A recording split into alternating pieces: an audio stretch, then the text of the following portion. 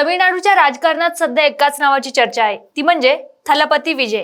विजय यांनी आपला नवा राजकीय पक्ष तमिळग वेत्री कळगम स्थापन केल्यापासून अनेक तर्कवितर्क लावले जात होते.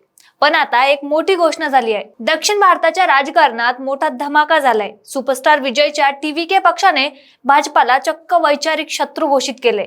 ज्या एनडीए सोबत युतीची चर्चा होती, त्याच दरवाजावर विजयने आता कायमचं कुलूप लावलंय का? जाणून घेऊया 3 मोठ्या फॅक्ट सहित. त्यातला फॅक्ट नंबर 1 असा आहे की विजयच्या पक्षाचे आयटी प्रमुख CTR निर्मल कुमार यांनी स्पष्ट केले की भाजप आमचा वैचारिक शत्रू आहे. महत्वाची गोष्ट म्हणजे निर्मल कुमार हे स्वतः आधी भाजपामध्येच होते. त्यांनी भाजपा सोडताना तमिळनाडू भाजप अध्यक्ष के अन्नामलई यांच्यावर गंभीर आरोप केले होते.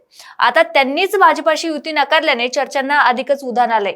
फॅक्ट नंबर 2 असा की विजयच्या बॅनरवर तुम्ही पेरियार आणि डॉक्टर बाबासाहेब आंबेडकरांचे फोटो पाहू शकता. तमिळनाडूचं राजकारण द्रविडियन अस्मितेवर चालतं. विजयला आपली प्रतिमा सेक्युलर ठेवायची आहे. जर त्यांनी भाजपाशी हातमिळवणी केली असती तर त्यांना अल्पसंख्याकांनी द्रविडियन मतांना मुकावे लागले असते.